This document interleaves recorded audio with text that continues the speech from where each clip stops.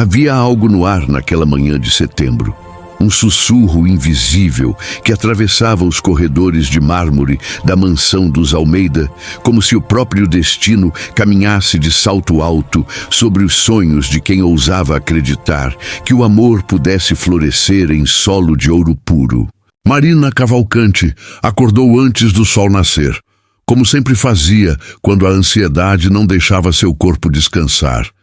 E ficou olhando pela janela do pequeno apartamento que dividia com a mãe na zona oeste da cidade.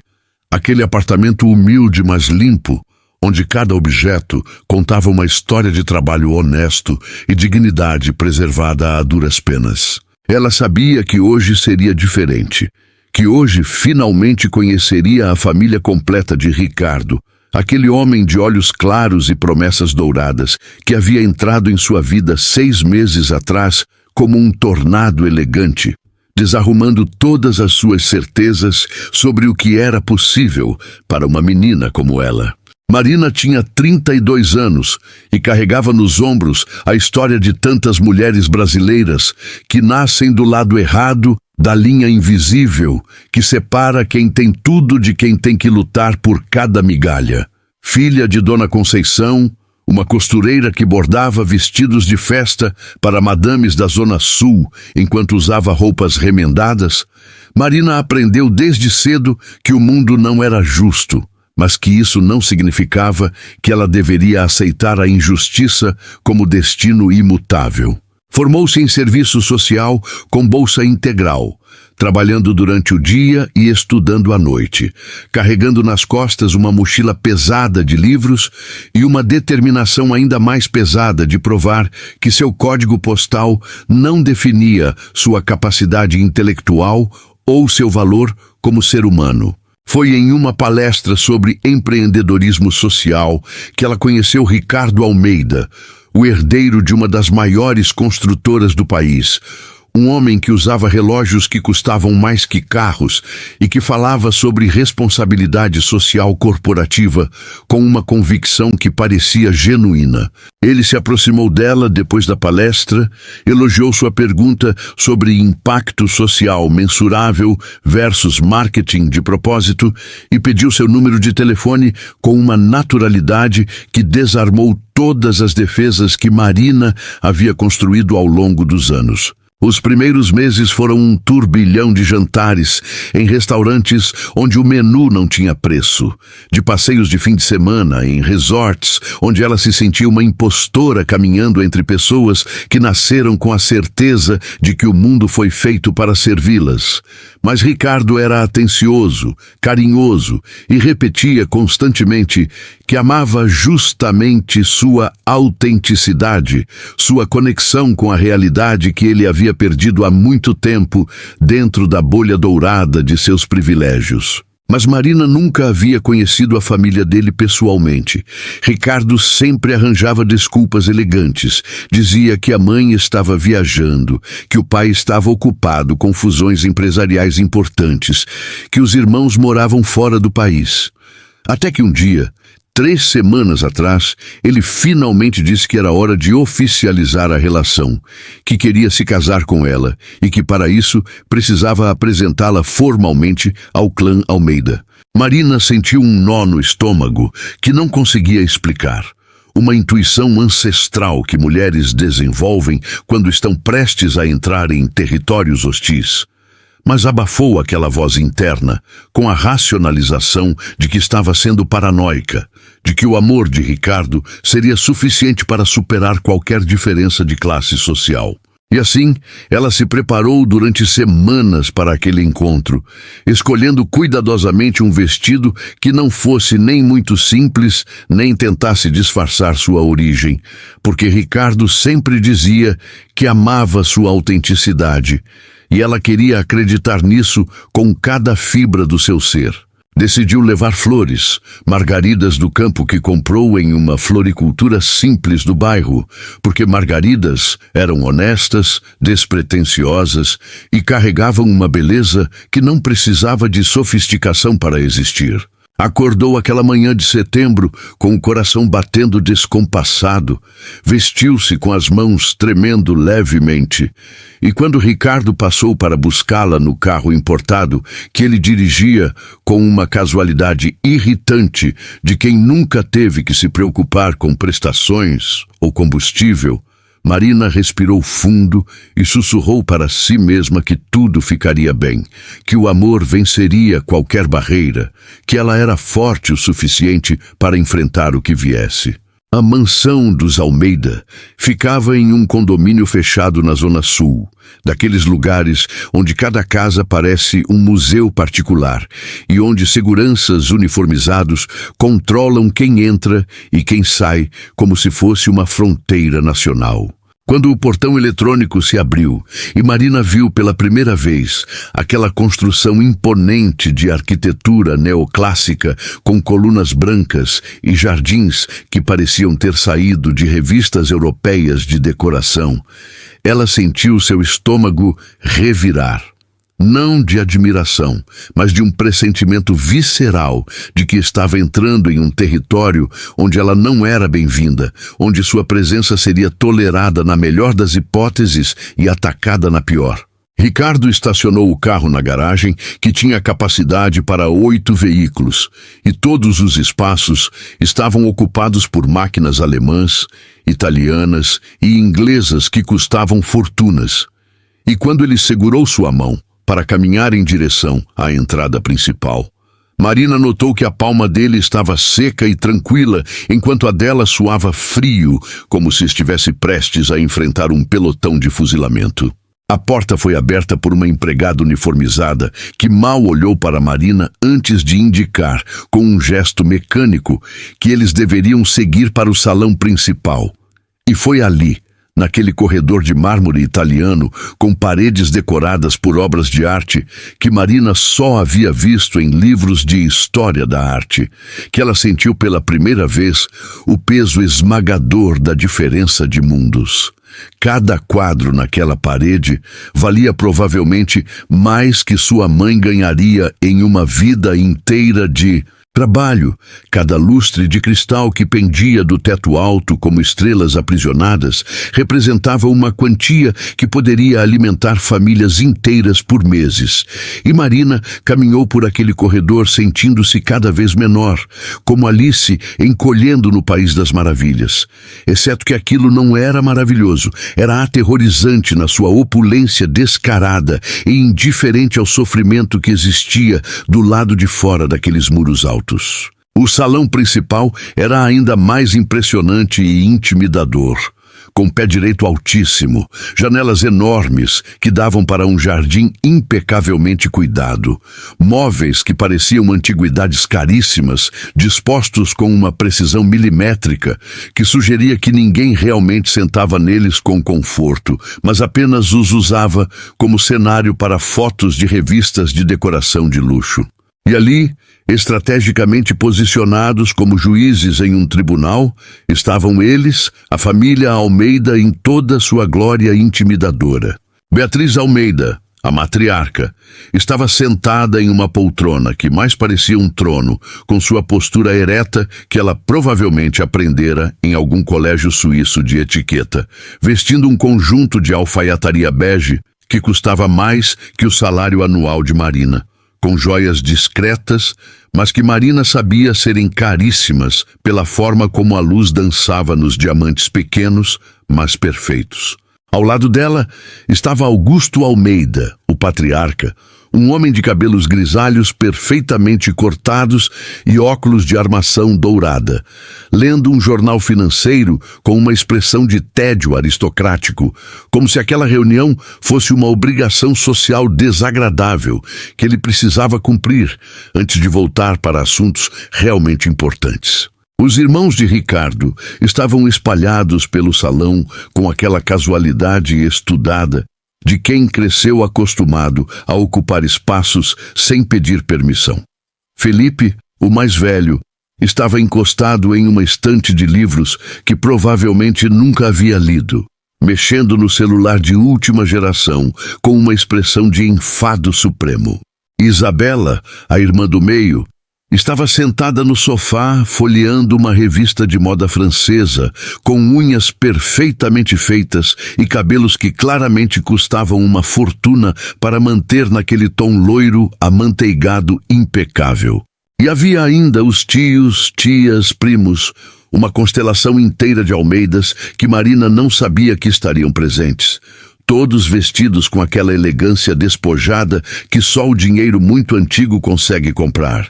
Todos olhando para ela com uma curiosidade mal disfarçada, como cientistas observando um espécime raro em laboratório. Marina entrou naquele salão segurando seu buquê de margaridas simples, como se fosse um escudo contra toda aquela opulência hostil. E quando Beatriz finalmente levantou os olhos para avaliar a moça que seu filho havia escolhido, Marina sentiu o peso daquele olhar como uma sentença sendo lida em voz alta. Não havia calor naqueles olhos azuis gélidos, não havia curiosidade genuína ou interesse real em conhecer quem ela era. Havia apenas uma avaliação fria e calculada, como um joalheiro examinando uma pedra e concluindo que ela não tinha valor suficiente para ser lapidada e transformada em joia digna de sua coleção.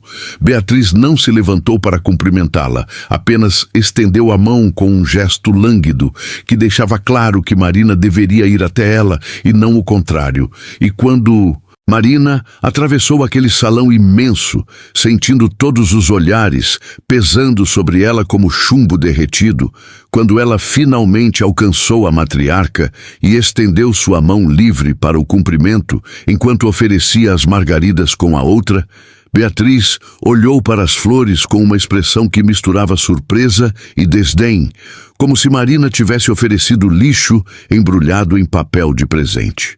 "Margaridas", disse Beatriz com uma voz que transformava a palavra em insulto, como rústico, e entregou as flores imediatamente para a empregada que estava estrategicamente posicionada ali perto, como se aquelas flores pudessem contaminar suas mãos aristocráticas com a simplicidade ofensiva de sua origem campestre. Marina sentiu o sangue subir para seu rosto, mas manteve o sorriso congelado. Aquele sorriso que mulheres aprendem a usar como armadura quando estão em território inimigo. E quando Ricardo finalmente fez as apresentações formais, com uma voz que tentava soar casual, mas que tremia imperceptivelmente nas bordas, Marina cumprimentou cada membro daquela família, sentindo-se como uma intrusa em um museu, depois do horário de fechamento, indesejada e completamente fora de lugar. O que se seguiu foi uma aula magistral em crueldade social refinada, porque a família Almeida não gritava, não ofendia abertamente, eles simplesmente teciam comentários aparentemente inocentes que carregavam camadas e camadas de veneno destilado.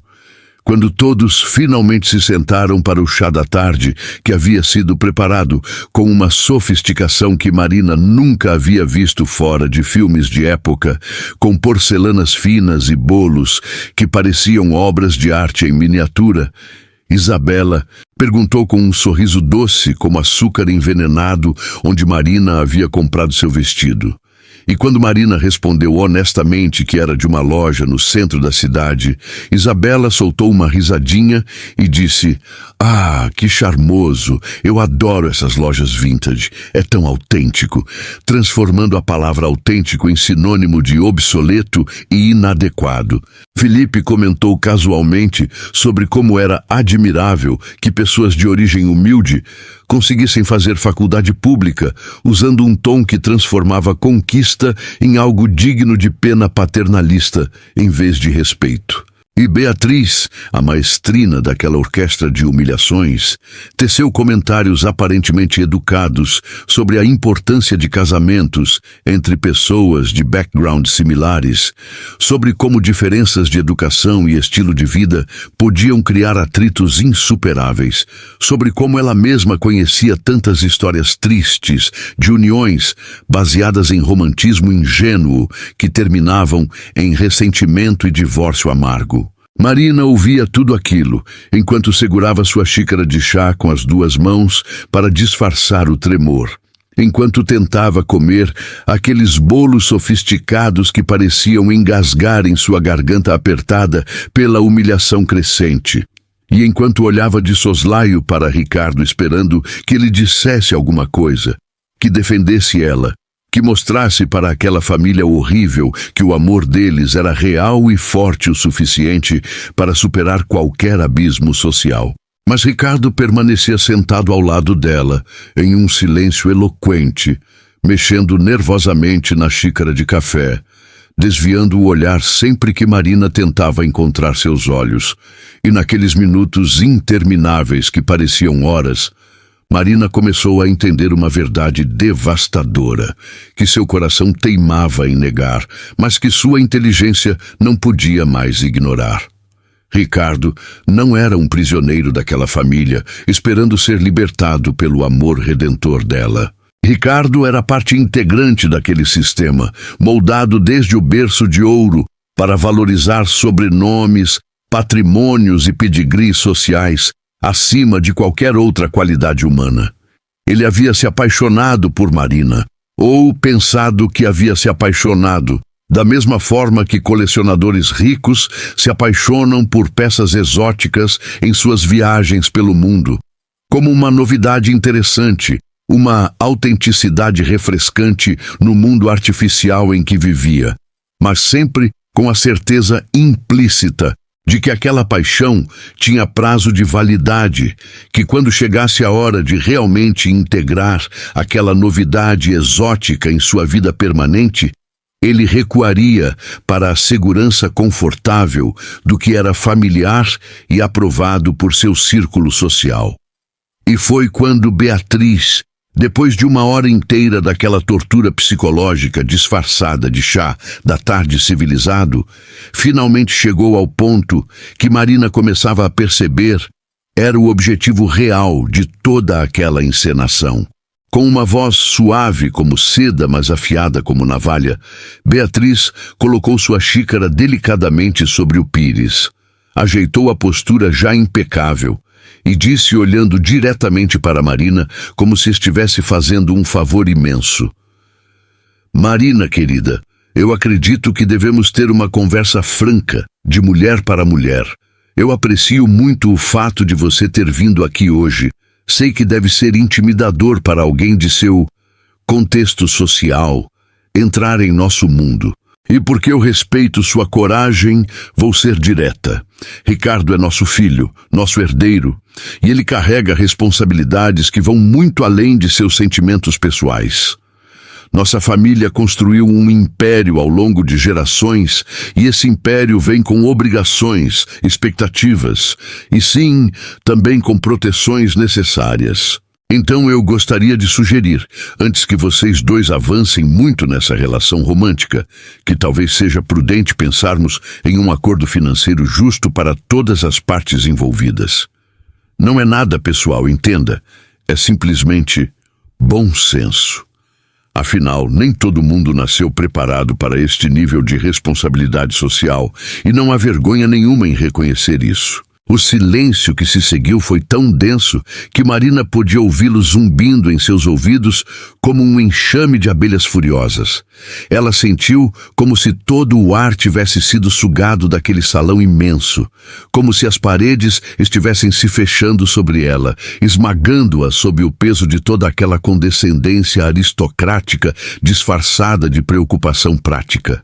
Ela olhou para Ricardo, e o que viu no rosto dele não foi indignação ou defesa apaixonada de seu amor, mas sim um desconforto constrangido, como alguém que sabia que aquilo estava vindo, mas esperava poder evitar a cena desconfortável. Ele não estava surpreso com as palavras de sua mãe. Ele estava constrangido por ter que testemunhar a execução de uma ilusão que ele mesmo havia ajudado a construir. Marina sentiu algo se quebrar dentro dela, não de forma dramática ou explosiva, mas como uma rachadura fina, se espalhando lentamente por um cristal fino, até que toda a estrutura fica comprometida. Era a quebra de uma inocência que ela nem sabia que ainda possuía, A inocência de acreditar que o amor realmente poderia conquistar todas as barreiras, que caráter e dignidade valiam mais que zeros em contas bancárias, que ela poderia ser amada por quem era e não apesar de quem era. E naquele momento de clareza devastadora, enquanto Beatriz esperava sua resposta com aquele sorriso gentil e implacável, enquanto o resto da família observava com curiosidade mórbida como ela reagiria à oferta de ser paga para desaparecer da vida de Ricardo, enquanto o próprio Ricardo permanecia mudo e impotente como uma estátua decorativa naquele salão de horrores sociais, Marina entendeu que a humilhação que ela estava sentindo não vinha apenas deles. A humilhação mais profunda, a mais dolorosa, vinha dela mesma, por ter se permitido acreditar em um conto de fadas improvável, por ter ignorado todos os sinais de alerta que seu instinto gritava há meses, por ter se traído ao tentar se encaixar em um mundo que nunca a quis ali, por ter esquecido, mesmo que temporariamente, a lição mais importante que sua mãe sempre tentou ensinar: que dignidade não se negocia, não se vende, não se sacrifica em nenhum altar, nem mesmo no altar do amor romântico. Marina se levantou daquela poltrona aveludada, onde havia estado sentada por 1 hora que pareceu uma eternidade. E quando ela ficou de pé, toda a sala pareceu perceber que algo havia mudado na atmosfera. Ela não estava mais curvada sob o peso da intimidação social, não estava mais tentando se fazer pequena para caber em um espaço que nunca foi feito para ela. Ela se levantou com a coluna ereta, com os ombros para trás, com uma dignidade que não precisava de mansões ou sobrenomes pomposos para existir. Uma dignidade que vinha de um lugar muito mais profundo e inabalável que qualquer patrimônio acumulado. Senhora Almeida, Marina começou, e sua voz não tremia mais. Ela cortava o ar daquele salão como uma lâmina afiada atravessando névoa espessa. Eu agradeço a franqueza. É refrescante, realmente, quando pessoas mostram quem realmente são, sem os disfarces da polidez hipócrita. Você está absolutamente certa em uma coisa: nem todo mundo nasce preparado para certos níveis de responsabilidade social. Algumas pessoas nascem em berços de ouro, mas nunca desenvolvem a riqueza de caráter necessária para reconhecer valor em seres humanos, além de seus sobrenomes e contas bancárias. E essa senhora Almeida é uma pobreza muito mais profunda e irreparável que qualquer falta de dinheiro. Marina podia ver os olhos de Beatriz se arregalando levemente, não esperando aquela resposta, esperando talvez lágrimas, súplicas ou uma aceitação submissa da oferta de compensação financeira. Mas Marina estava apenas começando, porque todas as palavras que ela havia engolido durante aquela hora de tortura civilizada estavam agora subindo à superfície como lava de um vulcão prestes a entrar em erupção. Eu vim aqui hoje, Marina continuou, acreditando ingenuamente que seria recebida como um ser humano, como alguém que Ricardo escolheu amar por quem sou. Mas o que encontrei foi um tribunal onde fui julgada e sentenciada antes mesmo de abrir a boca. Vocês me mediram com as réguas erradas, pesaram meu valor em balanças que só calculam cifras e linhagens, e me consideraram deficiente porque não nasci no mesmo berço dourado que vocês. E sabe o que é mais triste nisso tudo? Não é o fato de vocês serem preconceituosos, classistas e cruelmente elitistas. O mais triste é que vocês acreditam genuinamente que essa crueldade disfarçada de proteção familiar é não apenas aceitável, mas necessária e até virtuosa. Ela virou-se então para Ricardo, que ainda estava sentado como se tivesse sido petrificado, com o rosto pálido e os olhos finalmente mostrando algo que poderia ser vergonha ou talvez apenas desconforto por estar sendo forçado a confrontar a covardia de seu próprio silêncio. E você, Ricardo, disse Marina, e havia tristeza em sua voz agora, não raiva, mas uma tristeza profunda por um amor que nunca teve chance real de florescer. Você que jurava ser diferente deles, que dizia enxergar além das superfícies, você se revelou exatamente como eles, só que com uma camada a mais de hipocrisia, porque pelo menos eles são honestos em seu elitismo.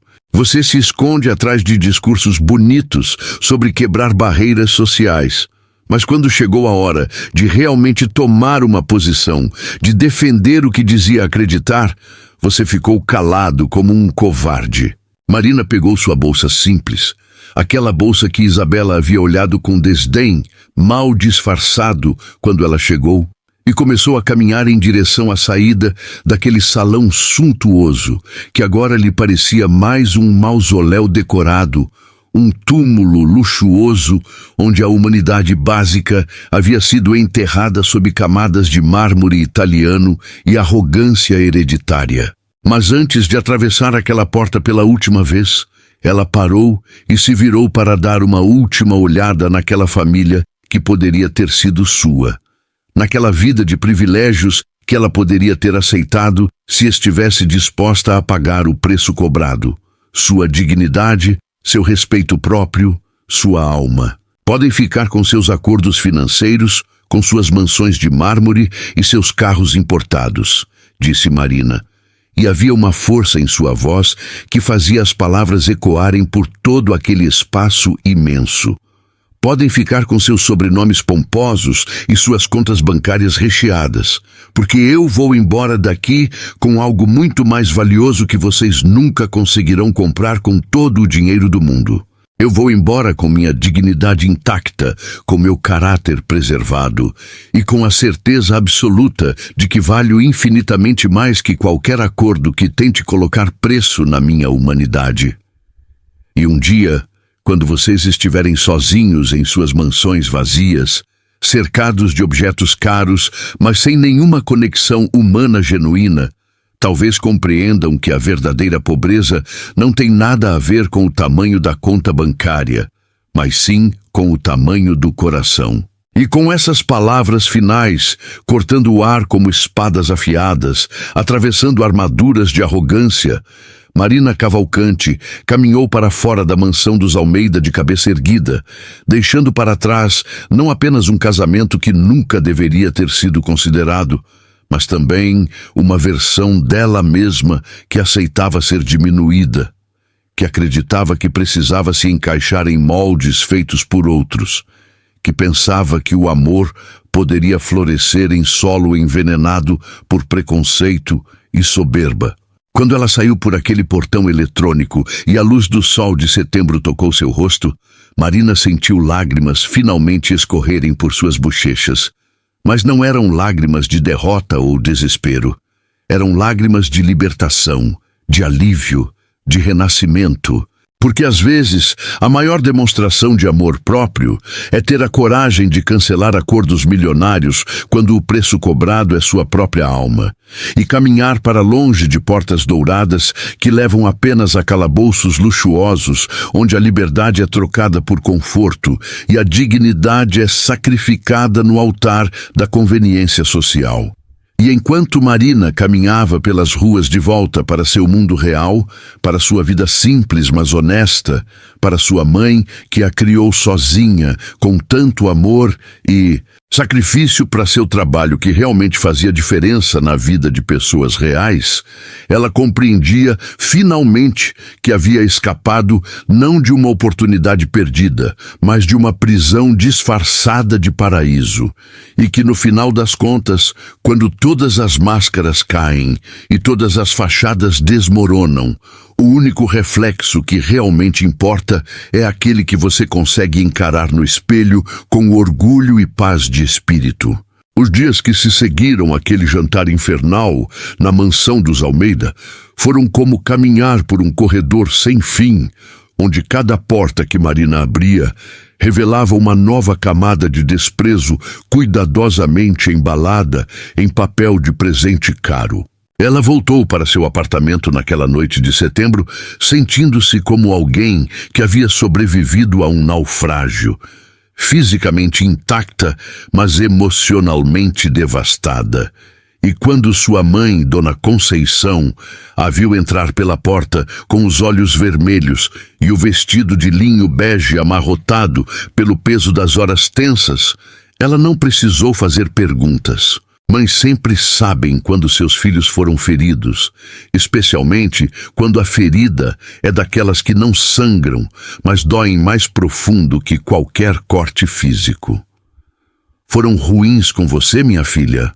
perguntou Dona Conceição, com aquela voz suave que carregava décadas de experiência em ser menosprezada por gente que achava que dinheiro dava o direito de tratar outros como inferiores. Marina apenas assentiu e se jogou no sofá gasto mais limpo da pequena sala. Aquele sofá onde ela havia passado tantas noites estudando para provas da faculdade, onde ela e sua mãe assistiam novelas juntas nos raros momentos de descanso, aquele pedaço de mobília simples que representava mais amor e dignidade que todos os móveis de grife da mansão Almeida juntos. E enquanto Dona Conceição preparava chá de camomila, como sempre fazia quando a filha estava perturbada, Marina contou tudo, cada comentário envenenado, cada olhar de desdém, cada momento de humilhação meticulosamente orquestrada, e sua mãe ouvia em silêncio com aquela sabedoria de quem já havia experimentado na própria pele o que significa ser julgada não pelo que você é, mas pelo que você não tem. "Marina", disse Dona Conceição quando a filha terminou seu relato doloroso, "você sabe que eu criei você sozinha depois que seu pai nos abandonou quando você tinha apenas 3 anos. Trabalhei 16 horas por dia costurando vestidos para madames da Zona Sul que me tratavam como mobília, invisível até que precisassem de algo. E sabe o que aprendi nessas décadas todas? Que existem 2 tipos de riqueza nesse mundo. Tem a riqueza que você acumula em bancos e tem a riqueza que você carrega na alma.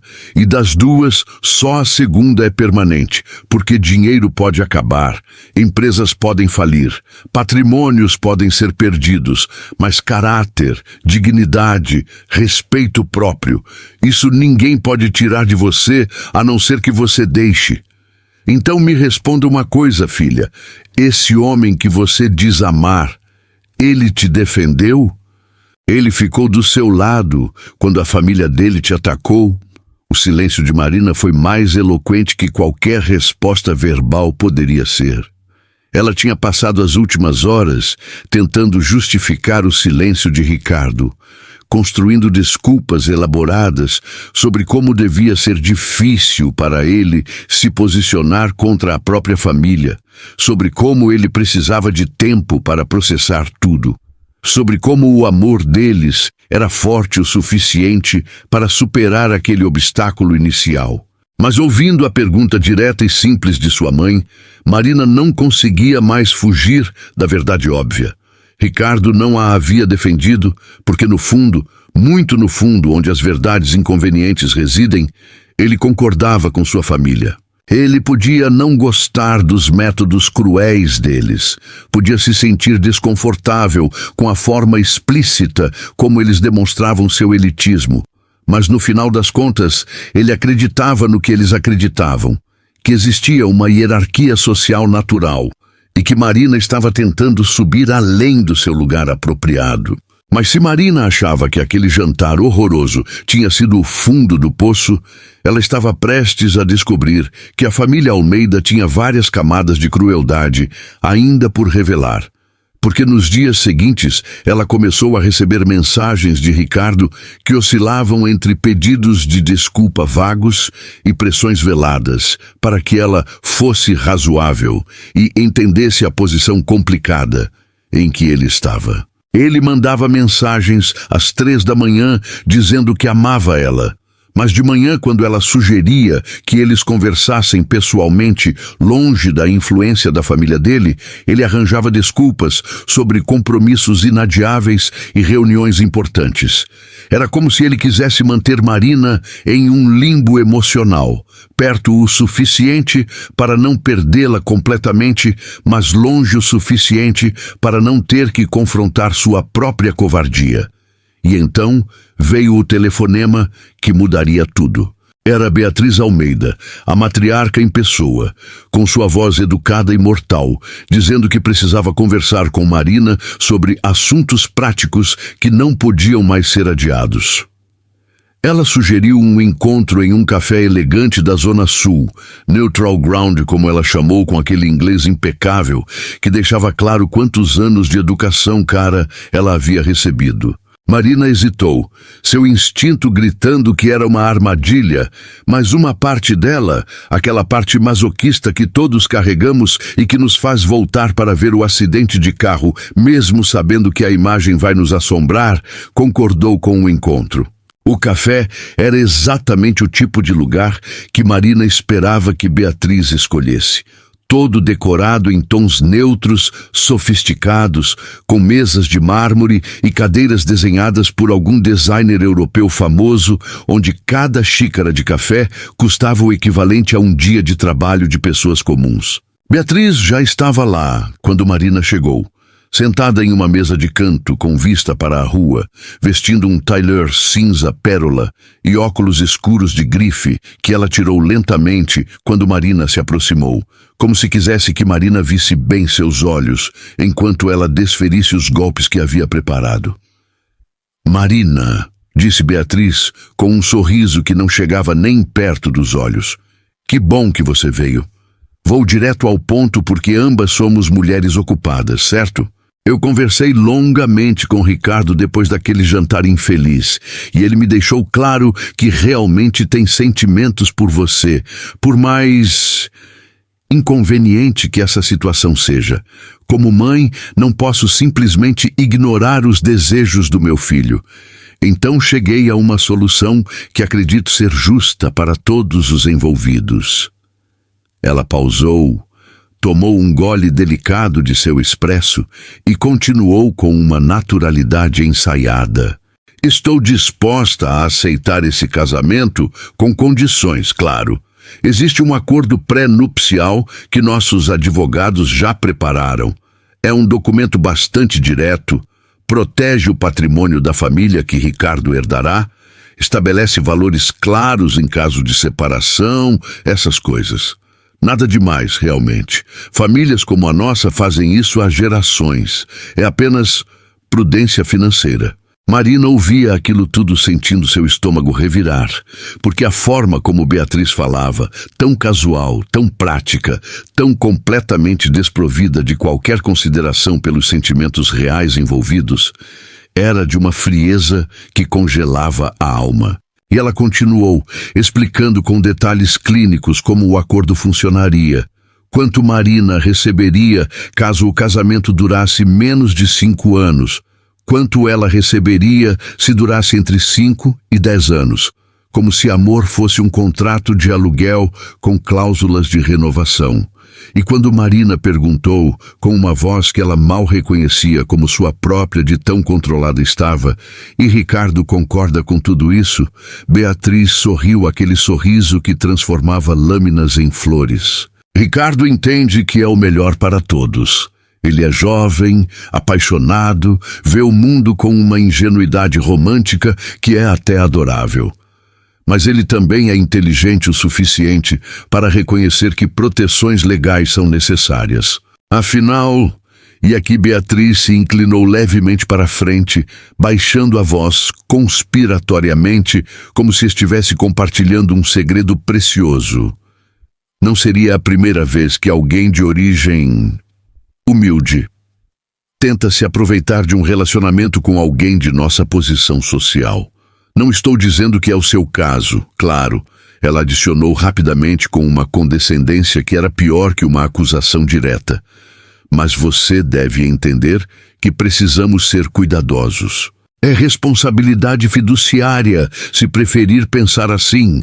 Marina ficou em silêncio por um longo momento, olhando para aquela mulher perfeitamente arrumada do outro lado da mesa. Aquela mulher que provavelmente nunca havia trabalhado um dia em sua vida, mas que tinha a audácia de questionar o caráter de quem trabalhava desde a adolescência para sobreviver.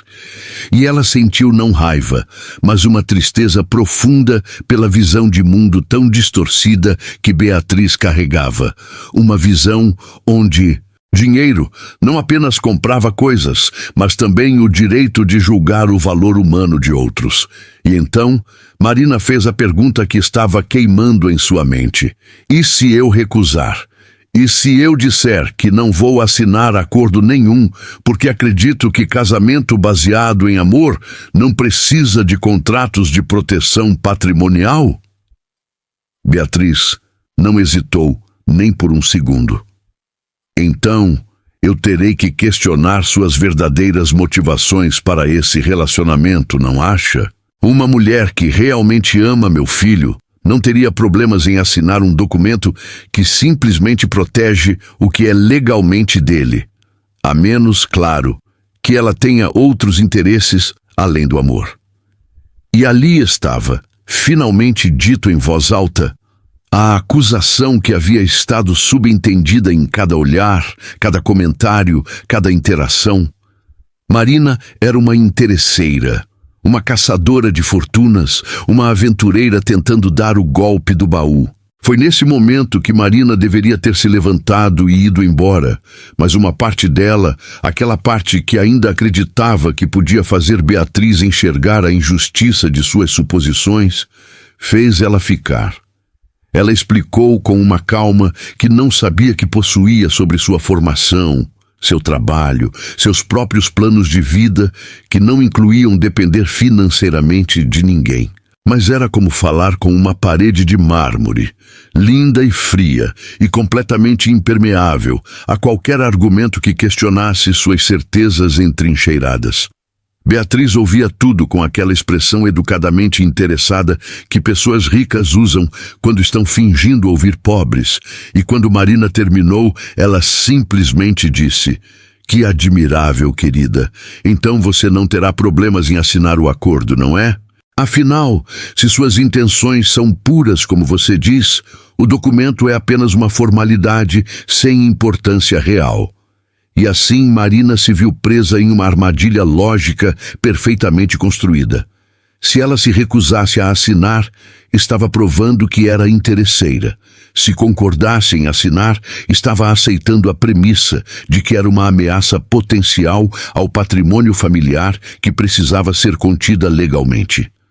Não havia saída que preservasse sua dignidade intacta. Mas por que ela ainda amava Ricardo? Ou pensava que amava, ou estava tão investida emocionalmente na ideia de que aquele amor poderia superar todas as barreiras que já não conseguia distinguir entre sentimento real e apego a uma fantasia, Marina concordou em pelo menos ler o documento.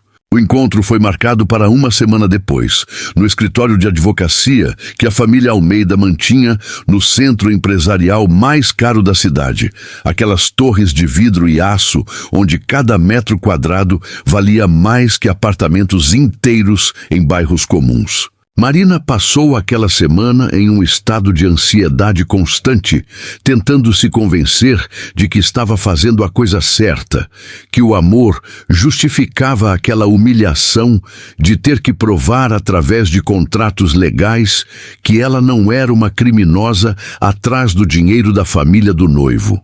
Ricardo mandava mensagens reconfortantes dizendo que tudo ficaria bem, que era apenas um procedimento padrão, que não significava nada além de proteção legal sensata. E Marina queria tanto acreditar nele, que forçava sua mente a aceitar narrativas que seu coração sabia serem mentiras. Quando finalmente chegou o dia do encontro, Marina escolheu suas roupas com cuidado, não querendo parecer nem desleixada, nem como se estivesse tentando muito impressionar. E entrou naquele prédio de vidro, sentindo-se como uma cristã entrando na arena romana, sabendo que seria devorada, mas mantendo a cabeça erguida mesmo assim. O escritório de advocacia ocupava 3 andares inteiros e cheirava a couro caro, madeira polida e ambição barata disfarçada de profissionalismo. A recepcionista, uma moça loira impecável que provavelmente ganhava mais que Marina, direcionou ela para uma sala de reuniões no 23º andar, e quando Marina entrou naquele espaço todo, decorado em tons de cinza corporativo, com uma vista panorâmica da cidade que fazia você se sentir acima de todos os mortais comuns lá embaixo, ela encontrou não apenas Ricardo e o advogado da família, mas também Beatriz, Augusto e, para sua surpresa desagradável, os irmãos de Ricardo, Felipe e Isabela. Achamos importante que toda a família estivesse presente, explicou Beatriz com uma cordialidade gélida. Afinal, isso afeta o patrimônio familiar como um todo. E assim, Marina se viu cercada por Almeidas, literalmente, porque eles haviam se posicionado estrategicamente ao redor da mesa de reuniões de uma forma que fazia ela se sentir como uma ré, enfrentando um júri já convencido de sua culpa. O advogado, um homem de meia-idade com terno italiano perfeitamente cortado e uma gravata que provavelmente custava mais que o aluguel mensal de Marina, apresentou-se como Dr.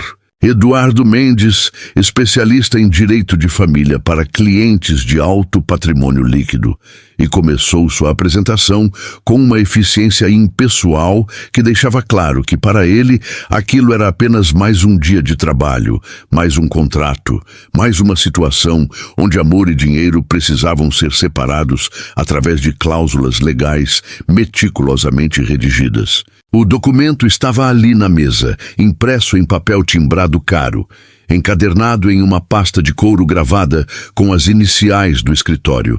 23 páginas de texto jurídico denso que Dr. Mendes começou a explicar com uma voz monótona que transformava questões de coração em questões de contabilidade. Ele falava sobre divisão de bens, sobre regimes de separação total de patrimônio, sobre cláusulas de infidelidade e penalidades financeiras, sobre como funcionaria a dissolução matrimonial caso o casamento não funcionasse. E Marina ouvia tudo aquilo sentindo como se estivesse em um universo paralelo, onde casamento não era sobre amor, companheirismo, construção conjunta de vida, mas sim sobre proteção de ativos, minimização de riscos financeiros e planejamento de saída estratégica. Ricardo estava sentado ao lado dela, mas poderia estar em outro continente de tão distante que parecia. Ele evitava olhar nos olhos dela, mexia nervosamente no celular de última geração, ajeitava a gravata, olhava pela janela, fazia qualquer coisa, exceto o que Marina mais precisava que ele fizesse: mostrar que estava ali como parceiro dela e não como mais um membro do tribunal familiar, julgando se ela era digna de entrar no clube exclusivo dos Almeida. E enquanto o doutor Mendes virava as páginas daquele contrato, explicando cláusula por cláusula, Marina sentia o peso de cada olhar da família sobre ela, medindo cada reação, cada expressão facial, cada hesitação, como se estivessem fazendo uma avaliação psicológica em tempo real. A cláusula 3 estipulava que qualquer bem adquirido durante o casamento seria considerado propriedade exclusiva de Ricardo, a menos que Marina pudesse provar que havia contribuído financeiramente para a aquisição. E Marina se perguntou em silêncio como alguém provaria contribuição quando seu salário era uma fração minúscula do que Ricardo ganhava por mês, sem fazer nada além de ser herdeiro. A cláusula 7 determinava que, em caso de divórcio, nos primeiros 5 anos de casamento, Marina receberia uma compensação única de R$50 mil, uma quantia que fez Isabela sorrir discretamente, porque todos na sala sabiam que aquilo era uma piada, um insulto disfarçado de generosidade, o equivalente a dar gorjeta miserável para alguém que havia dedicado anos da vida a um relacionamento. A cláusula 10 era ainda mais cruel na sua precisão calculada. Se o divórcio acontecesse entre 5 e 10 anos de casamento, Marina receberia R$ 100.000, mais 10.000 para cada ano completo de união, como se amor fosse um programa de milhagem onde você acumula pontos e pode trocar por prêmios no final. E havia cláusulas sobre onde ela poderia morar caso o casamento acabasse, estabelecendo um período de apenas 60 dias para deixar qualquer propriedade da família. Cláusulas sobre o que aconteceria se ela falasse publicamente sobre a família depois do divórcio, com penalidades financeiras severas por quebra de confidencialidade, transformando sua futura ex-esposa em uma funcionária demitida, obrigada a assinar termos de não divulgação. Mas foi quando chegaram à cláusula 15 que Marina sentiu seu sangue, que até então corria frio pelas veias diante de tanta desumanização burocrática, de repente ferver até atingir o ponto de ebulição da indignação justificada que não pode mais ser contida. Dr. Mendes leu com sua voz profissional e desprovida de emoção. Cláusula 15. Disposições relativas a descendentes. Qualquer filho ou filha nascida da união entre Ricardo Henrique Almeida e Marina Cavalcante será considerado herdeiro legítimo, porém com direitos sucessórios limitados, conforme segue. Em caso de dissolução matrimonial, o descendente terá direito a 12% do patrimônio total que Ricardo viera a acumular durante o período de união conjugal, sendo que o patrimônio anterior ao casamento permanece protegido através de trust familiar previamente estabelecido, ao qual o descendente não terá acesso. Essa disposição visa proteger o patrimônio familiar construído ao longo de gerações, assegurando que a herança dos Almeida permaneça majoritariamente dentro da linhagem estabelecida. O silêncio que se seguiu àquela leitura foi tão denso que Marina podia ouvir seu próprio coração batendo furiosamente contra as costelas como um prisioneiro tentando escapar. Ela olhou ao redor da mesa para aquelas pessoas que estavam falando com naturalidade assustadora sobre limitar os direitos de crianças ainda não nascidas, de bebês que seriam netos, sobrinhos, filhos, mas que já estavam sendo relegados a cidadãos de segunda classe no reino dos Almeida, simplesmente porque metade do seu DNA viria dela, de Marina Cavalcante, a intrusa inconveniente que não tinha sobrenome apropriado para garantir sangue puro na linhagem familiar. "Espere", disse Marina. E sua voz saiu mais alta do que ela pretendia, cortando o ar condicionado daquela sala de reuniões como um grito em biblioteca silenciosa. "Vocês estão dizendo que meus filhos, crianças que ainda nem existem, já estão sendo punidos financeiramente por terem me como mãe? Que eles receberão uma fração ridícula do que seria deles por direito, simplesmente porque eu não nasci em berço de ouro?" Ela olhou diretamente para Ricardo, ignorando todos os outros. "Você concorda com isso? Você realmente acha justo que nossos filhos sejam tratados como herdeiros de segunda categoria?" Ricardo abriu a boca, fechou, abriu novamente, e o que saiu foi a coisa mais patética que Marina já havia ouvido.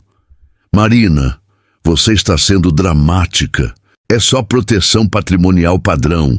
Nossos filhos ainda vão ter tudo o que precisarem. Não é como se fossem ser pobres ou algo assim."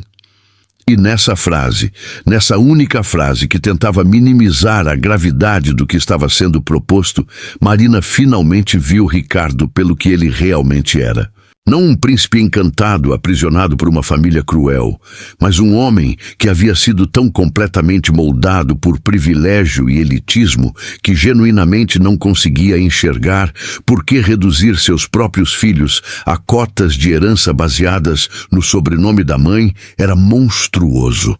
"Proteção patrimonial padrão", Marina repetiu lentamente, saboreando cada palavra como se fosse veneno na língua. "Você sabe o que eu ouço quando você diz isso?" Eu ouço que meus filhos, que nossos filhos, não serão suficientemente Almeida para serem tratados como membros integrais dessa família. Que metade deles, a metade que vem de mim, é contaminação que precisa ser contida, quantificada, limitada, através de cláusulas legais. Vocês não estão protegendo o patrimônio, vocês estão institucionalizando preconceito de classe e disfarçando isso de prudência financeira. Beatriz interveio com aquela voz calma e mortal. Marina, você está deixando emoções obscurecerem questões práticas. Essa cláusula existe não por causa de você especificamente, mas porque é assim que famílias como a nossa operam há gerações. É tradição, é proteção, é garantir que o que construímos não seja diluído ou apropriado por pessoas que não contribuíram para a construção. E ali estava a máscara caindo, a verdade nua e crua sendo finalmente verbalizada. Marina era uma pessoa que não contribuiu para a construção, portanto não merecia, e por extensão seus filhos também não mereceriam, acesso total ao patrimônio familiar. Marina sentiu algo se romper dentro dela. Não de forma dramática, como represas que explodem, mas sim como gelo que racha silenciosamente sob pressão crescente, até que uma fissura se torna abismo e não há mais volta. Ela olhou para aquele documento na mesa, para aquelas 23 páginas que tentavam colocar preço e condições no amor, na maternidade futura, na própria dignidade humana, e viu finalmente, com uma clareza cristalina e dolorosa, o que aquele papel realmente representava. Não era um contrato de casamento, era um atestado de inferioridade, um documento oficial declarando que ela nunca seria boa o suficiente, nunca seria Almeida o suficiente, e que qualquer parte dela que passasse para futuros filhos precisaria ser legalmente limitada como se fosse defeito genético a ser controlado. E naquele momento de clareza absoluta, Marina descobriu algo sobre si mesma que ela não sabia que possuía. Uma linha inegociável que mesmo o amor romântico não poderia fazer ela atravessar. Ela tinha vindo até ali disposta a engolir humilhações pessoais, disposta a aceitar ser diminuída se isso significasse ficar com o homem que amava. Mas existia algo que ia além dela mesma, algo mais fundamental e inviolável. A dignidade de crianças ainda não nascidas, o direito de futuros filhos de não serem tratados como cidadãos de segunda classe antes mesmo de respirarem seu primeiro fôlego de vida. Marina se levantou daquela cadeira ergonômica cara, e quando ela ficou de pé, toda a sala pareceu perceber que algo fundamental havia mudado na atmosfera. Sua voz, quando saiu, não tremia com raiva ou desespero, mas cortava o ar com uma firmeza que vinha de um lugar profundo, onde todas as mulheres guardam sua força quando precisam proteger não apenas a si mesmas, mas as gerações futuras. Eu não vou assinar esse documento, ela disse olhando primeiro para o doutor. Mendes, que parecia confuso porque em seu mundo de clientes ricos, ninguém nunca recusava acordos milionários. Depois para Beatriz, que tinha aquela expressão de satisfação contida, de alguém que havia antecipado exatamente aquela reação e interpretava como confirmação de suas suspeitas, depois para os irmãos de Ricardo, que pareciam entediados com todo o drama. E finalmente para Ricardo, que evitava seus olhos como criança covarde, evita encarar consequências de suas ações. Não vou assinar não, porque tenho interesse no dinheiro de vocês, mas porque me recuso a ser cúmplice de um sistema que trata meus futuros filhos como ações desvalorizadas em uma empresa familiar. Não vou assinar porque finalmente entendi que esse documento não é sobre proteger patrimônio. É sobre proteger vocês da contaminação de gente como eu. Gente que trabalha para viver. Gente que não tem sobrenomes pomposos ou heranças garantidas. Gente que vocês consideram inferior simplesmente porque não nascemos com colheres de prata na boca. Ela pegou sua bolsa, aquela mesma bolsa simples que Isabela havia olhado com desdém, e começou a caminhar em direção à porta daquela sala de reuniões que de repente parecia um mausoléu, onde a humanidade básica havia sido enterrada sob montanhas de cláusulas jurídicas e proteções patrimoniais. Mas antes de sair, ela parou e virou-se uma última vez, porque havia coisas que precisavam ser ditas, verdades que precisavam ser vocalizadas, mesmo que caíssem em ouvidos surdos envoltos em privilégio e arrogância. "Vocês sabem qual é a parte mais triste de tudo isso?", perguntou Marina. E não era pergunta retórica, mas sim genuína. Uma tentativa final de fazer aquelas pessoas enxergarem a tragédia de suas próprias escolhas. "Não é o fato de vocês serem ricos e eu pobre. Não é a diferença de classe social. É o fato de que vocês têm tanto, mas são tão absolutamente pobres no que realmente importa. Pobres em empatia, pobres em compaixão, pobres na capacidade básica de reconhecer humanidade em pessoas que não pertencem ao seu círculo dourado. Vocês construíram um império de dinheiro, mas vivem em uma prisão de preconceito. E o mais trágico é que nem percebem as barras douradas que aprisionam vocês mesmos." Marina olhou para Ricardo uma última vez, e o que ela viu ali foi não o homem que ela pensava amar, mas sim um estranho que usava a máscara do amor romântico para disfarçar sua própria incapacidade de ir contra a maré de expectativas familiares. "E você, Ricardo? Você que falava tão bonito sobre quebrar barreiras sociais, sobre amor que supera diferenças, você se revelou o mais covarde de todos. Porque pelo menos sua família é honesta em seu elitismo. Eles nunca fingiram ser algo que não são. Mas você me fez acreditar em uma versão sua que nunca existiu, que talvez você mesmo acreditasse existir, mas que desapareceu no primeiro momento de pressão real. E essa traição da expectativa que você criou dói mais que qualquer insulto que sua família poderia me dirigir." Ela caminhou até a porta, colocou a mão na maçaneta fria e, nesse momento, ouviu a voz de Ricardo finalmente chamando seu nome com uma urgência desesperada. "Marina, espera. Por favor, a gente pode conversar sobre isso, pode renegociar as cláusulas, pode..."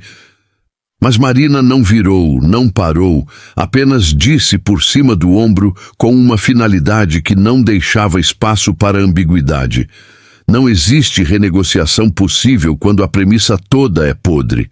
Não existe cláusula que possa ser ajustada quando o documento inteiro é baseado na ideia de que eu e meus futuros filhos somos ameaças a serem contidas legalmente.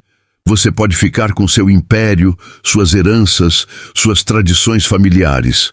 Eu vou embora com algo infinitamente mais valioso: minha dignidade intacta e a certeza de que meus filhos, onde quer que eu os tenha e com quem quer que seja, nunca serão criados em um ambiente onde o valor deles é medido em cotas de herança e porcentagens de patrimônio." E assim Marina Cavalcante saiu daquele escritório de advocacia no 23º andar. Atravessou o lobby de mármore italiano, passou pelas portas giratórias de vidro e emergiu nas ruas de volta ao mundo real, onde pessoas trabalhavam por cada centavo, onde mães solteiras criavam filhos com amor infinito e recursos limitados, onde dignidade não era commodity negociável em contratos pré-nupciais, mas sim a única coisa que permanecia quando tudo mais fosse tirado. E enquanto ela caminhava pelas calçadas lotadas sob o sol de setembro, que parecia queimar mais brilhante agora que ela havia escolhido liberdade sobre conforto comprado com preço de alma, Marina chorava, não lágrimas de derrota, mas de libertação dolorosa e necessária, porque às vezes o maior ato de amor próprio é ter coragem de cancelar acordos milionários, quando o custo é sua própria humanidade, e caminhar para longe de mesas de mogno polido rumo a uma vida que pode ser mais simples em recursos materiais, mas infinitamente mais rica em integridade e respeito próprio. O que a família Almeida não sabia, o que Ricardo descobriu tarde demais e o que Marina estava prestes a revelar ao mundo inteiro era que aquela moça, de origem humilde, que eles trataram como intrusa inconveniente, tinha em suas mãos algo muito mais valioso que os 10 milhões de reais que eles ofereceram como compensação pela dissolução amigável do compromisso. Ela tinha a verdade, a dignidade inabalável e uma história que precisava ser contada para que outras mulheres não caíssem na mesma armadilha dourada disfarçada de conto de fadas. Mas havia mais, muito mais do que simples dignidade ferida e lições de amor próprio a serem aprendidas. Havia segredos que Marina carregava como bombas relógio, escondidas em sua memória fotográfica e em seu celular comum. Segredos que ela nem mesmo havia percebido inicialmente que tinha, mas que nos dias sombrios, após sair daquele escritório de advocacia, começaram a se reorganizar em sua mente como peças de um quebra-cabeça macabro, revelando uma imagem muito mais sinistra que simples elitismo social.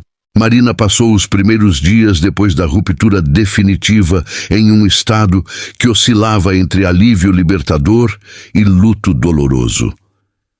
Não era fácil deixar para trás alguém que ela havia amado ou pensado amar, mesmo sabendo racionalmente que tinha feito a escolha certa. O coração tem sua própria lógica teimosa, que não obedece comandos da razão, e então ela chorava à noite abraçada ao travesseiro, enquanto de dia mantinha a cabeça erguida e voltava à rotina do trabalho na ONG Mãos Solidárias, onde coordenava programas de capacitação profissional para mulheres em situação de vulnerabilidade social. Era um trabalho que pagava pouco em dinheiro, mas muito em significado. E Marina descobriu que mergulhar de cabeça naquelas histórias de superação feminina era o bálsamo que sua própria alma ferida precisava para começar a se curar. Foi durante uma dessas noites insones, 3 dias depois de ter saído daquele escritório, jurando nunca mais olhar para trás, que Marina estava deitada na cama, rolando pelo celular sem conseguir dormir, quando se deparou com as fotos que havia tirado durante suas visitas à mansão dos Almeida. Não eram muitas, talvez umas 20 ou 30, a maioria daquelas selfies bobas que casais apaixonados tiram querendo documentar momentos felizes. Mas havia algumas outras, fotos que ela havia tirado quase distraidamente, porque achava bonita a arquitetura da mansão, os jardins, os detalhes decorativos. E em uma dessas fotos, tirada no escritório particular de Ricardo, enquanto ele estava no banheiro e ela esperava entediada, havia algo na borda do quadro que chamou sua atenção agora com uma urgência que não havia percebido antes. Era a mesa de trabalho dele, aquela mesa enorme de madeira escura, sempre coberta de papéis, que Ricardo dizia serem coisas chatas da empresa e que ela nunca havia prestado muita atenção, porque afinal não era da conta dela e ela estava ali por amor e não para bisbilhotar negócios familiares. Mas agora, ampliando a foto no celular até que ficasse pixelada e meio desfocada, Marina conseguia ler alguns dos cabeçalhos daqueles documentos espalhados casualmente sobre a mesa. Contrato de obras públicas, prefeitura municipal, dizia um. Aditivo contratual, superfaturamento autorizado, dizia outro com uma naturalidade assustadora, como se superfaturar contratos públicos fosse procedimento normal de negócios e não crime federal grave. O coração de Marina começou a bater mais rápido, não apenas pelas implicações do que estava vendo, mas pela memória súbita de outras coisas que havia testemunhado e na época não havia dado importância.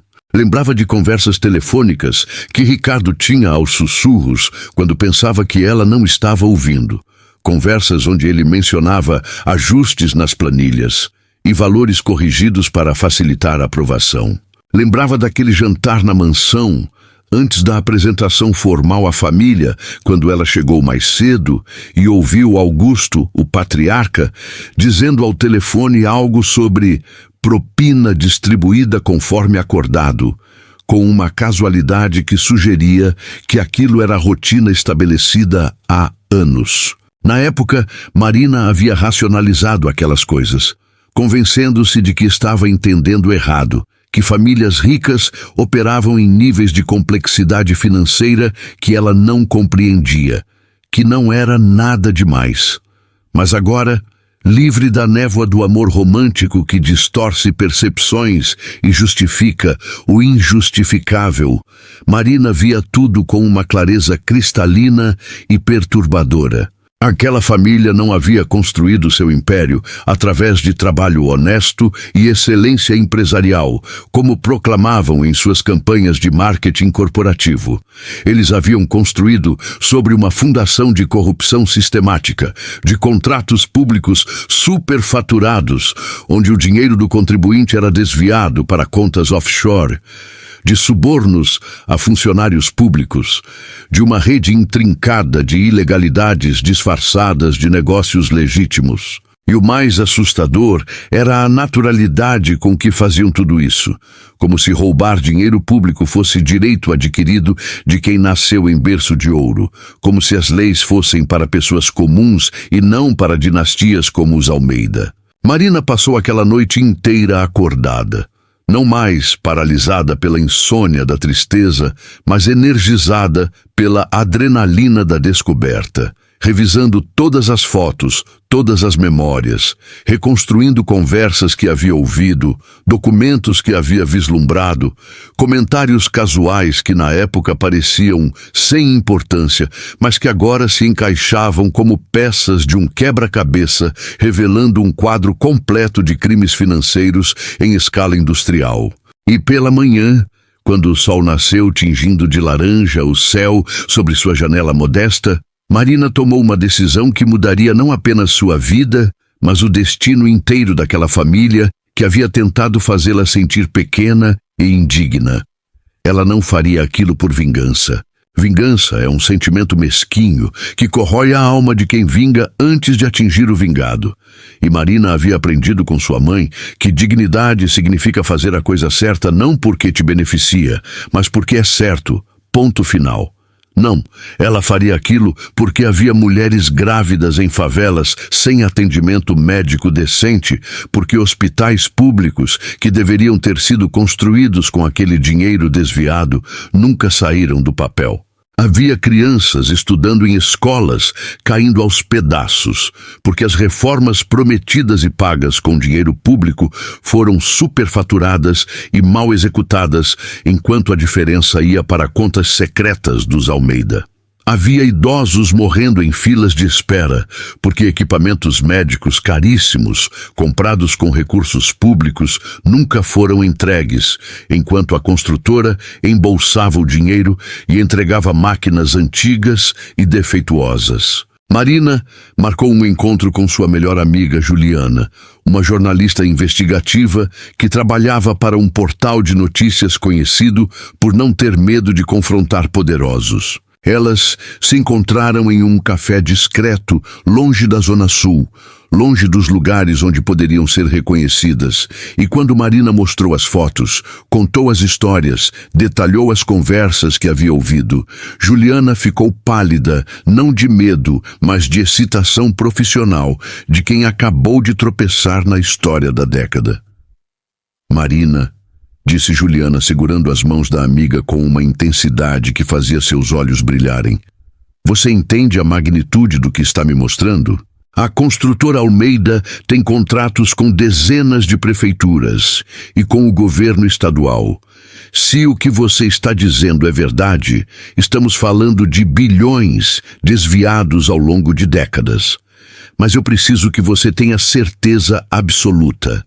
Porque uma família como essa tem advogados que podem destruir reputações, tem dinheiro para comprar silêncios, tem conexões políticas que vão até lugares muito altos. Se a gente for atrás deles e não conseguir provar tudo com solidez absoluta, quem vai se dar mal somos nós.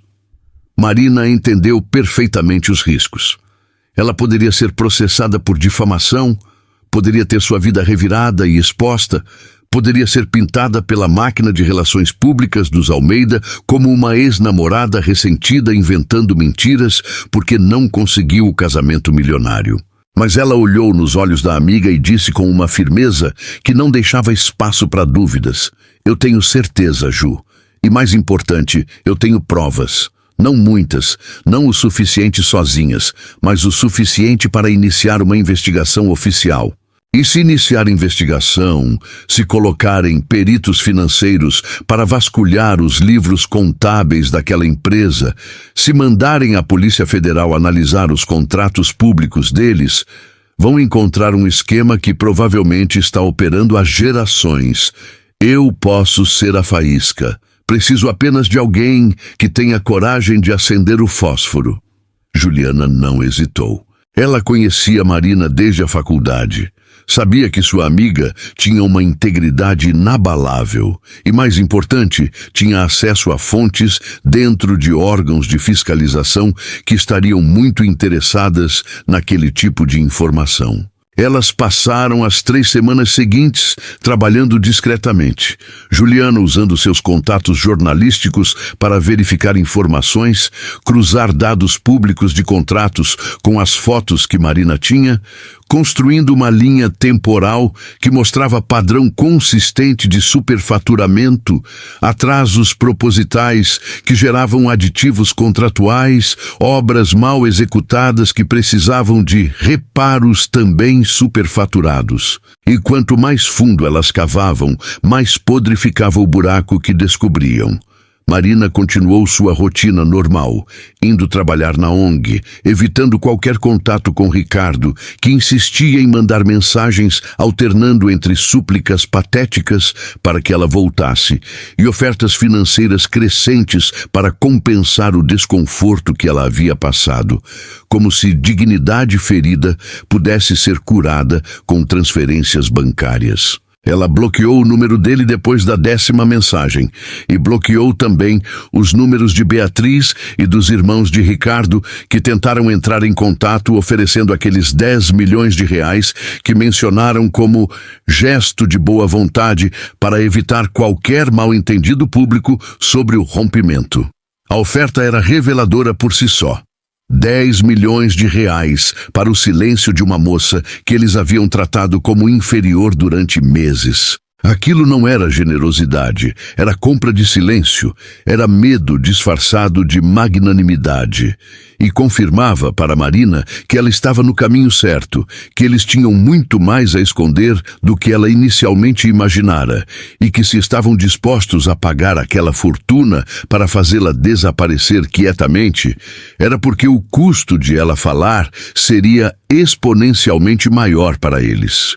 Foi Juliana quem finalmente conseguiu o contato certo, um promotor federal especializado em crimes contra a administração pública que havia passado os últimos 10 anos tentando desmontar esquemas de corrupção envolvendo grandes construtoras. Quando ele viu o material que Marina e Juliana haviam compilado, quando analisou as fotos, leu as transcrições das conversas que Marina conseguia se lembrar com detalhes impressionantes, quando cruzou aquilo com investigações que já estavam em andamento, mas emperradas por falta de provas concretas, os olhos dele brilharam com aquele brilho particular de quem finalmente encontrou a peça que faltava no quebra-cabeça gigante que tentava montar há anos.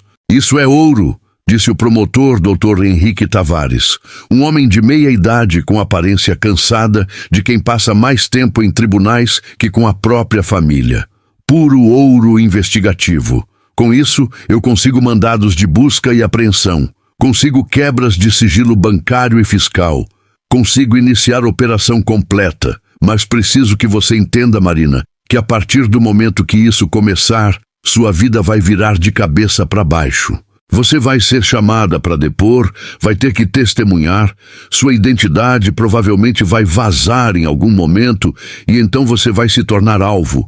Eles vão tentar destruir sua reputação, vão contratar investigadores particulares para vasculhar seu passado, procurando qualquer coisa que possam usar contra você. Vai ser guerra, e guerra suja. Você está preparada para isso? Marina pensou em sua mãe, Dona Conceição, que havia enfrentado patroas abusivas durante décadas, mas nunca perdeu sua dignidade.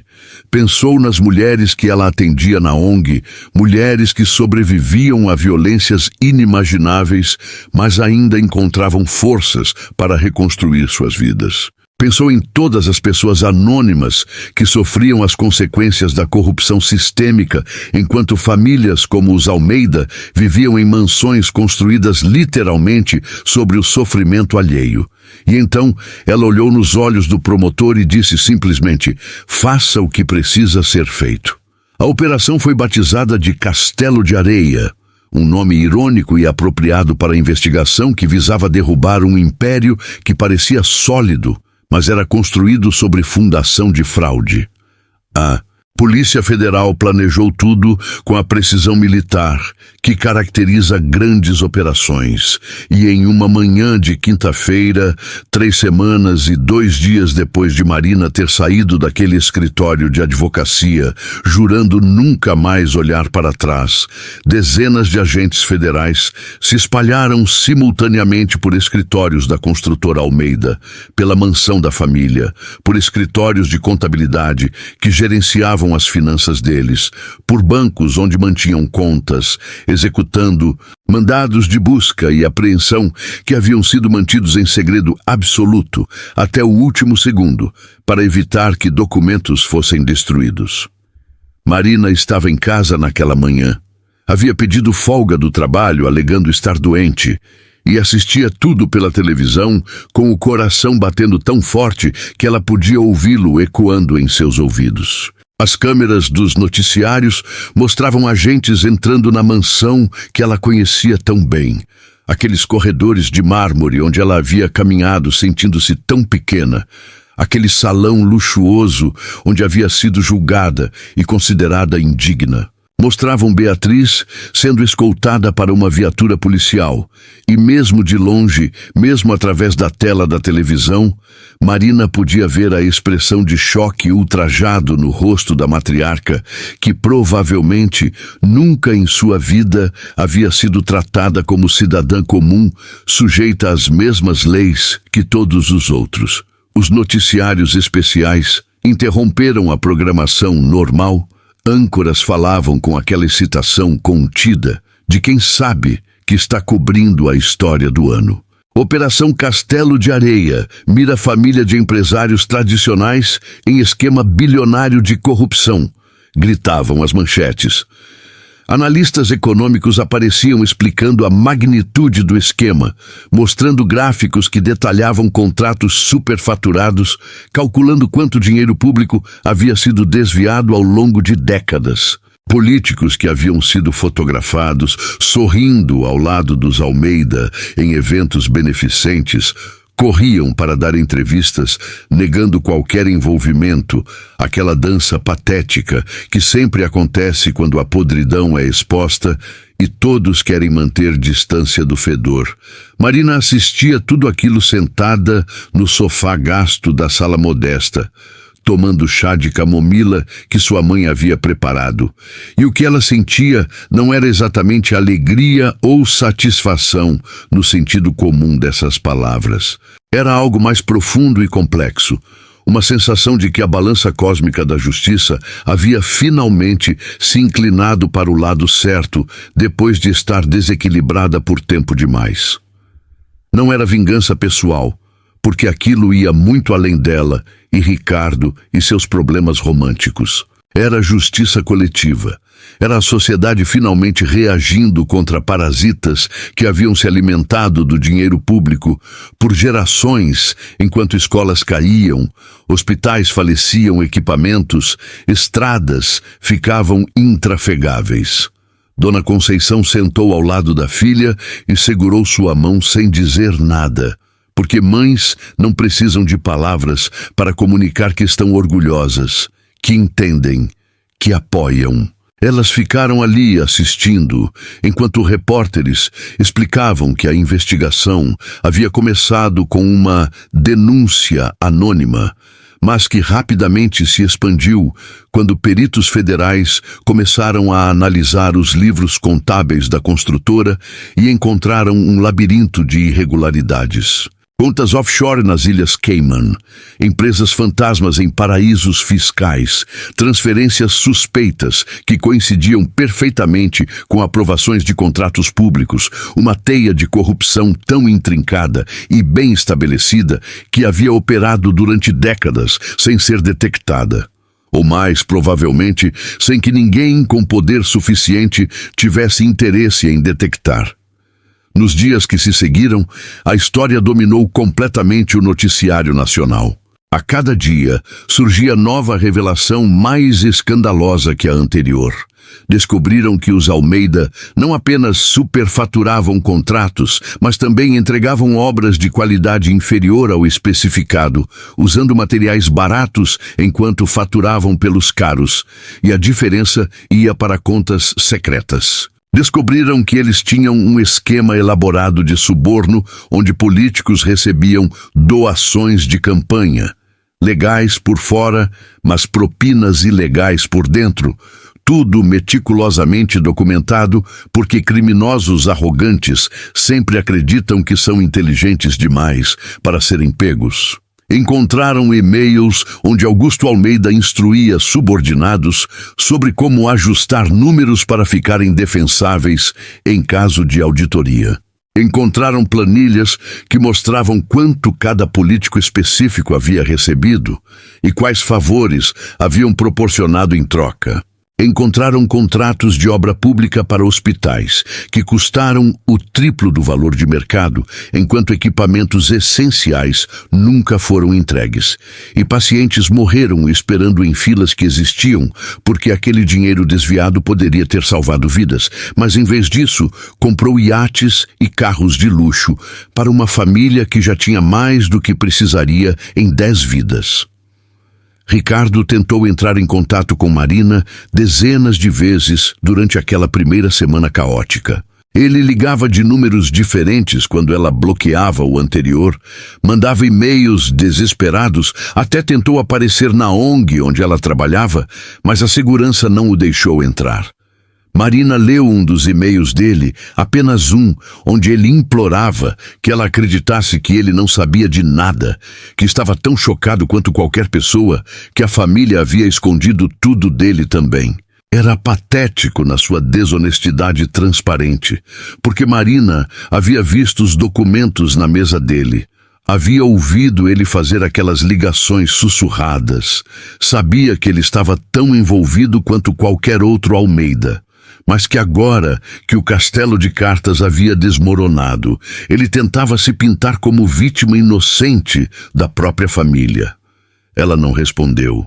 Não havia nada a ser dito. Eles viviam agora em universos paralelos que não se tocariam nunca mais. Ele no mundo dos que tentam escapar de consequências usando dinheiro e conexões. Ela, no mundo dos que dormem com consciência tranquila, sabendo que fizeram a coisa certa, mesmo que tenha sido a coisa difícil.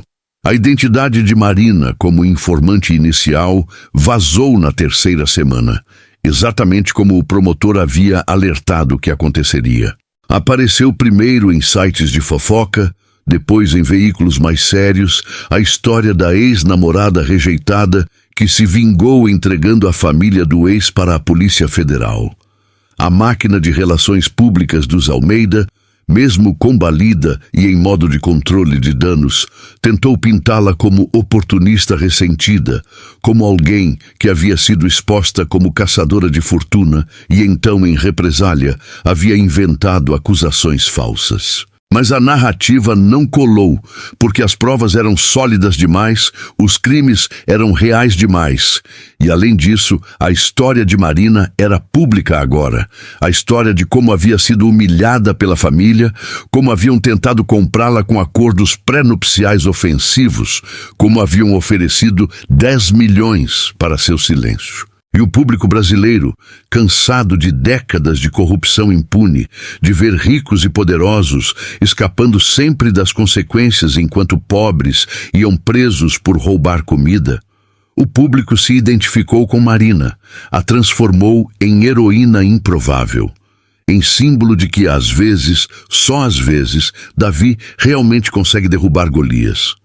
As redes sociais explodiram com apoio a ela. Mulheres compartilhavam suas próprias histórias de terem sido menosprezadas por famílias ricas de namorados, de terem sido consideradas não suficientemente boas, e viam em Marina alguém que não apenas sobreviveu à humilhação, mas respondeu com algo muito mais poderoso que raiva. Respondeu com verdade, com justiça, com a recusa de ser cúmplice de um sistema podre. 3 meses depois do início da operação, quando o escândalo começava finalmente a sair das manchetes principais, empurrado por novas controvérsias e tragédias que competem eternamente por atenção pública, Marina estava sentada na varanda do apartamento que agora dividia apenas com a mãe, tomando café da manhã e lendo o jornal impresso que Dona Conceição insistia em comprar todas as manhãs. Havia uma foto pequena na página 6, mostrando Beatriz Almeida entrando no tribunal para mais uma audiência. O rosto cuidadosamente maquiado, mas incapaz de esconder o cansaço de quem finalmente estava enfrentando consequências depois de uma vida inteira de impunidade garantida por dinheiro e conexões. Ricardo havia feito um acordo de delação premiada, entregando detalhes do esquema em troca de pena reduzida, o que confirmava tudo que Marina havia suspeitado sobre seu caráter. Ele não tinha princípios nos quais se apoiar quando o mundo desmoronava, então fazia o que sempre fez. Tentava negociar a saída mais vantajosa para si mesmo, sem consideração por qualquer outra pessoa. Os irmãos dele também estavam sendo processados. Augusto havia sofrido um derrame leve, com o estresse todo, e estava em prisão domiciliar por questões médicas.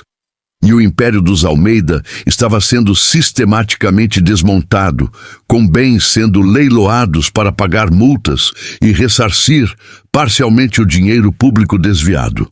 Marina dobrou o jornal e olhou para a cidade acordando lá fora.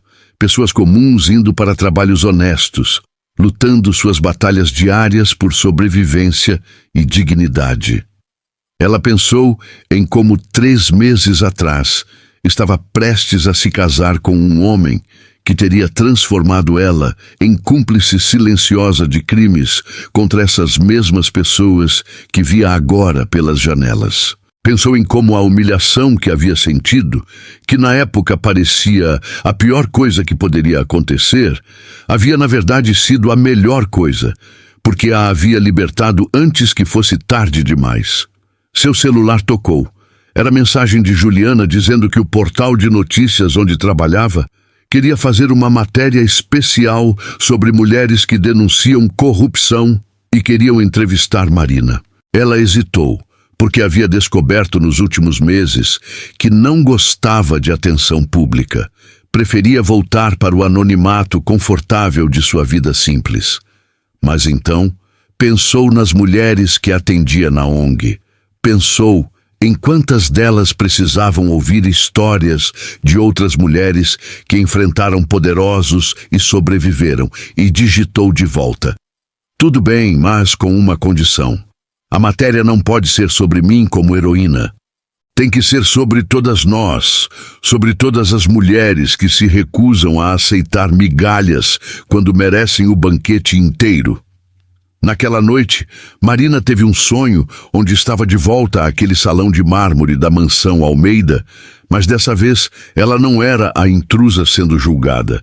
Ela era simplesmente visitante observando um museu de uma época passada, um monumento a um tipo de arrogância que finalmente havia encontrado seus limites. E quando acordou na manhã seguinte, com o sol entrando pela janela do quarto modesto, mas limpo, com o cheiro de café que Dona Conceição preparava na cozinha, com os sons da cidade viva e pulsante lá fora, Marina sorriu, um sorriso pequeno, mas genuíno. Não era sorriso de vingança, porque vingança é prato que envenena quem serve antes de quem come. Era sorriso de justiça restaurada, de dignidade preservada, de ter escolhido o caminho difícil, mas correto, quando o caminho fácil estava ali, dourado e tentador, e completamente podre por dentro. Era o sorriso de quem olha no espelho e reconhece a pessoa refletida, de quem dorme com consciência tranquila, sabendo que quando teve que escolher entre conforto e caráter, entre dinheiro e dignidade, entre ser cúmplice de um sistema corrupto ou denunciá-lo mesmo que isso custasse tudo, ela havia escolhido certo.